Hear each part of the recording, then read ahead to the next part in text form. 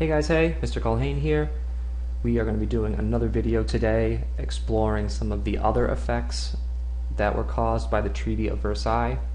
So in our last video, we talked exclusively about how Germany was affected by the treaty, and if you recall, it was a punitive treaty for them. They were punished for the war, and we talked about all the different effects that it had on the new Weimar Republic in Germany, and how they needed to kind of rely on veteran soldiers to put down any rebellions that were going on in the country. Now the Big Four, after they had dealt with Germany, they had some more difficult decisions to make in regards to the Austro-Hungarian Empire and the Ottoman Empire. Both of these empires ceased to exist after World War I. They both went kaput. So the Austro-Hungarian Empire actually splits off into 5 new countries, and they are, I'll label them right on this map at the bottom left for you. They are Austria, Czechoslovakia, Hungary, Yugoslavia, and Poland. So basically, there was this idea that if you had a group of people who had a common ancestry where nationalism is now playing a part, that group should start their own country. President Wilson believed very strongly in this, and this idea is called national self-determinism. Fancy word, all it means is if you have a common group of people around you who all share common heritage, common language, common culture, all of that sort of stuff that we've been talking about ties people together with nationalism, you should have your own country.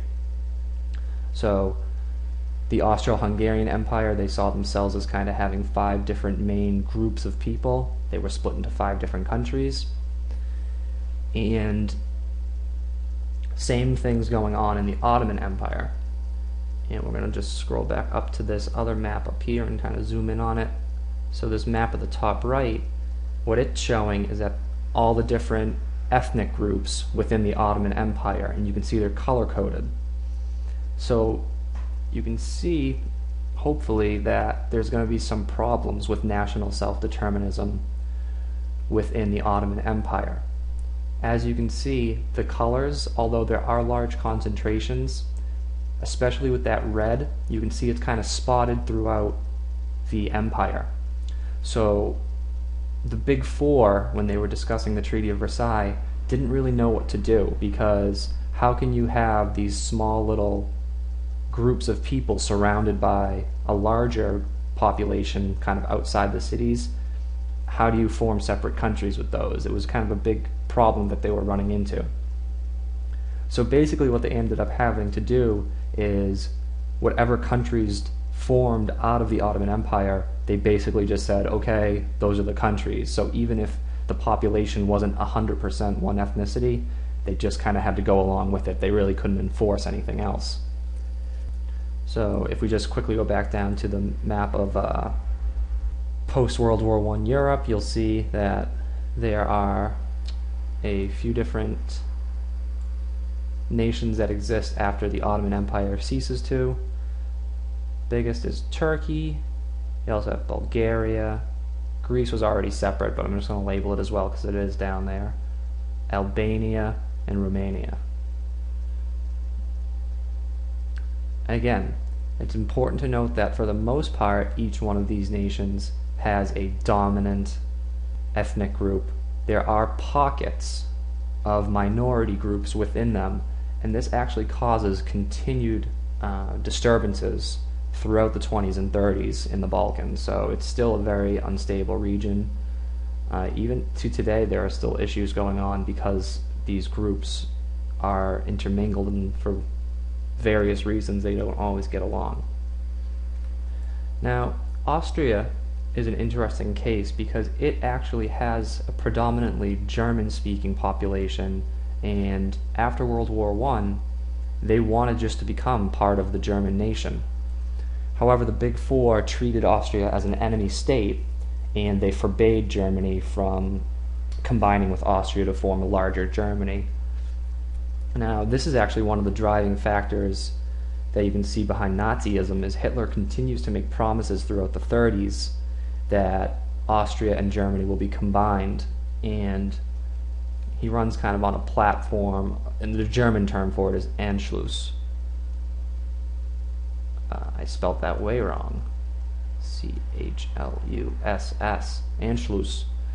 And basically the term just means annexation. So Hitler gains a lot of adherents and a lot of followers because he makes promises that Germany will combine with Austria under his regime, and he does follow through and do that in the 30s. So now kind of bigger issues going on after the Treaty of Versailles is signed and passed by the various countries. Poland exists for the first time for a couple hundred years. It had been completely wiped off the map of Europe, but now it's been put back.